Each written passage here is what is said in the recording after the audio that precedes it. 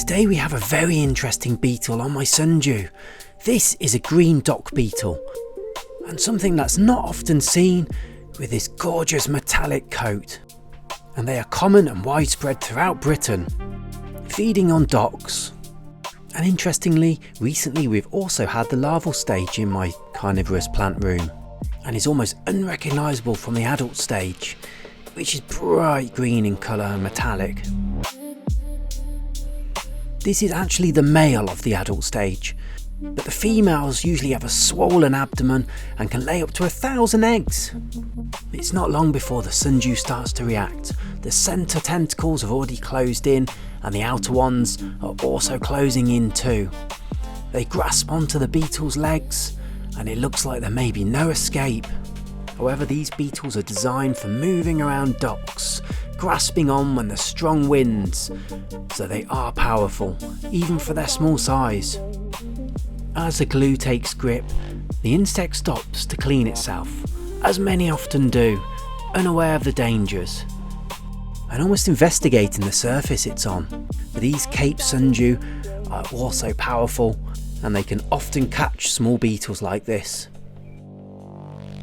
This Sundew is one of my favourite. It's a Cape Sundew, and in the wild they would catch whatever small insects wander or land on them. Flies, gnats, small beetles, ants, tiny wasps, anything can lucky enough to touch the glue and get pulled in. And a small beetle like this has a soft underbelly. It has a hard shell covering its wings. However, it would be digestible and would provide nutrients for this plant to help it grow stronger. For its size, this beetle is surprisingly powerful, and it's managed to make its way to the edge of the leaf. And some of the tentacles are still moving behind it where it's left its wake of damage. However, they are not able to catch it. In response, I noticed that the leaf is starting to curl very slowly. If it could curl quickly enough, it may be able to secure its prize.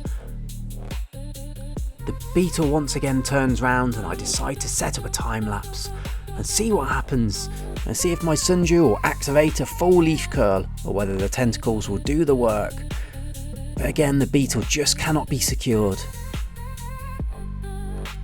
The beetle once again has made its way back to the top of the leaf, and this time its legs are secured and the leaf fold begins. And I think this is it, a meal for the plant finally. But once again, this beetle is too powerful. It slowly pulls itself free and manages to clasp its way onto the back of the leaf, to relative safety.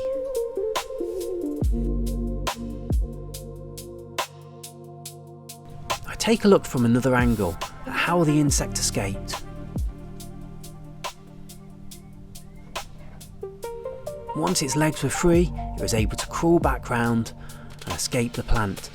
However, unsure of its environment, it cannot find a safe way to get off the plant, and it continues to trigger tentacles, get wrapped up in glue, which gives me a superb opportunity to film some macro and have another look at this amazing beetle.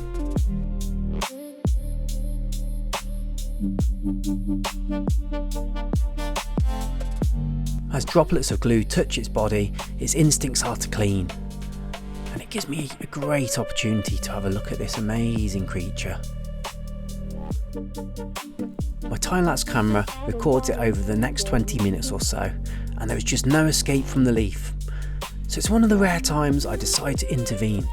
I gently remove the beetle from the plant and have one final look at this shiny little creature. But in the end, I find some dock leaves just outside my Carnivorous plant room, set up my camera again, and get some amazing footage of this hungry creature. Return to the safety of a dock leaf. Thanks for watching. Mr. Naked Landscaper.